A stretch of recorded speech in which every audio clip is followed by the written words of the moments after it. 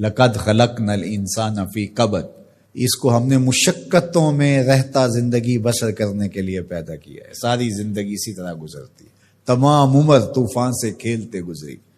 تمام عمر طوفان سے کھیلتے گزری، نیا کے ڈوبنے کا ڈر بھی رہا،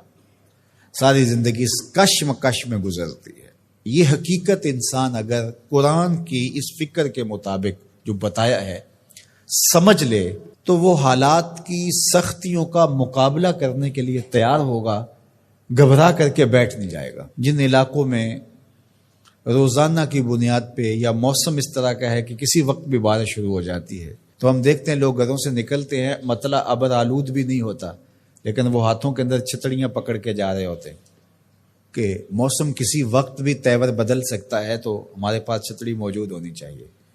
دیہاتوں کے اندر جنگلوں میں رہنے والے لوگ جب گھر سے باہر نکلتے ہیں، ڈیرے کو جاتے ہیں، تو ایک عصا ساتھ رکھتے ہیں کہ کوئی موذی جانور آ سکتا ہے، کوئی سانپ نکل سکتا ہے، تو ہم اس کے لیے ذہنی طور پہ تیار ہوں۔ اور اگر یہ ذہنی طور پہ تیار نہ ہو تو سانپ کو دیکھ کے گھبرا جائے گا اور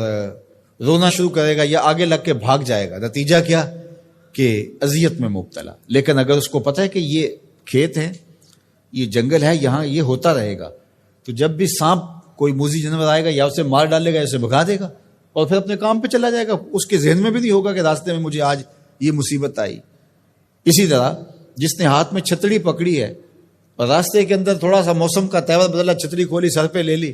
2-4 قطرے برسے تو موسم پھر صاف ہو گیا، پھر اس کو سمیٹا اور ساتھ لے لیا، بات ختم۔ اس کو یاد بھی نہیں ہوگا کہ بارش ہوئی تھی یا نہیں ہوئی تھی، زندگی کے معمولات میں شامل ہے، چونکہ وہ اس کی تیاری کرتا ہے، اس کے ذہن میں ہے موسم ایسا ہے کہ بارش بھی آ سکتی ہے، کڑکتی دھوپ بھی ہو سکتی ہے، لیکن جو اس کے لیے ذہنی طور پہ آمادہ ہی نہیں ہے،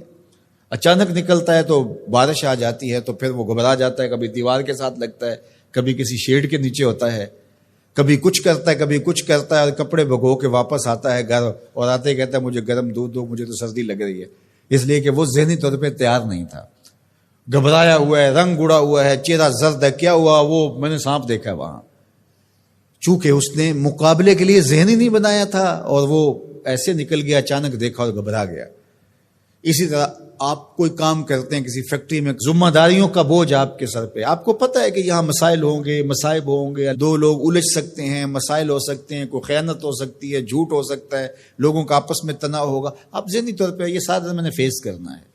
تو یہ جب ذہن ہوگا تو پھر آپ اس کو ایک روٹین کے عمل کے طور پہ کرتے رہیں گے تو گھبراہٹ نہیں ہوگی۔ لیکن اگر آپ اس کے لیے تیار نہیں ہوں گے تو پھر آپ کو بہت تکلیف ہوگی۔ تو اللہ تعالیٰ نے یہ پہلے بتا دیا، ہم نے تمہیں ڈیزائن اس طرح کیا ہے کہ یہ تمہارے ساتھ زندگی میں سب کچھ ہونے والا ہے، تکلیفیں بھی ہیں، آلام بھی ہے، حسد بھی ہے، بغض بھی ہے، کینہ بھی ہے، حقد بھی ہے، نفرت بھی ہے، اپنوں بیگانوں کا شر بھی ہے، شریکہ برادریاں بھی ہیں، دشمنیاں بھی ہیں، حالات کی ٹھوکریں بھی ہیں، غربت بھی ہے، امارت بھی ہے، بیماریاں بھی ہیں، صحت بھی ہے، سب ساتھ چلتا رہے گا، زندگی کے ساتھ کتنا کچھ جڑا ہوا ہے، تو پھر اس کو گھبراہٹ نہیں ہوگی۔ تو یہ زندگی کے ساتھ جڑی ہوئی چیزیں ہیں۔ لقد خلقنا الانسان فی کبد، تمہیں پیدا ہی کیا گیا ہے مشقتوں میں رہتا ہوا، اذیتوں سے تمہیں گزرنا ہی پڑے گا، کشاکشی حیات کا مقابلہ کرنا ہی پڑے گا، دکھوں سے پالا پڑے گا تمہارا، ان دردوں سے بھی گزرنا پڑے گا، بلکہ ان آبلوں سے جی گھبرا گیا تھا، ان آبلوں سے جی گھبرا گیا تھا، دل خوش ہوا راستہ پرخار دیکھ کے۔ تو وہ تو پھر خوش ہوتا ہے بندہ مشکلوں کے اندر بھی، بندہ مومن کو تکلیفوں پر جو اجر دیا جاتا ہے اگر اسے پتہ چل جائے تو وہ آرزو کرے کہ تکلیفوں میں ہی رہو۔ میرے اور آپ کے آقا و مولا فرمایا جو شخص قرآن پڑھتا ہے اس کو اجر دیا جاتا ہے،